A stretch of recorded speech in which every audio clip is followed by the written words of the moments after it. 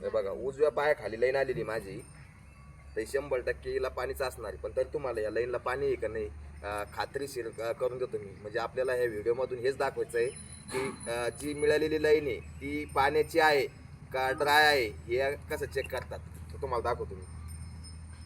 हे बघा आता ही लाईन आपल्याला पहिले 4 बोटांना आस हात घ्यायचा. हे बघा इथून स्टार्ट झाली, इथून पहिले 4 बोट जमिनीत घसरतोय मी. हे बघा ही एवढा ओलावा आहे आणि आता एक बोटानं काय करायचं, परत एकदा असं करायचं,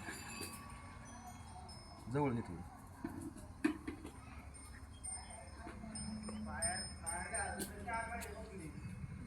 4 बोटांनी ज्यावेळेस केली तेव्हा ही म्हणजे जवळपास 8 इंच रुंद लागली.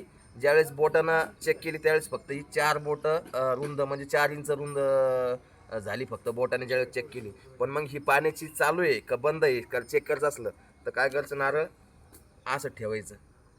म्हणजे असं प्रत्येक ठिकाणी काय होतं माहिती आहे का, तुम्ही कुठं बी टेकलं, कोणत्या जागेवर जर टेकलं ना तर नारळ काय करतं माहिती आहे का, कोणत्याही जर जागेवर बोट ठेवलं तर नारळ मोमेंट देतं. पण जसं इकडं आहे असं चेक करत आलं आपण बोट टेकीत तर इथं आपलं इथं 4 बोटं मोमेंट देते पण एक बोटाने इथं मोमेंट देत नाही.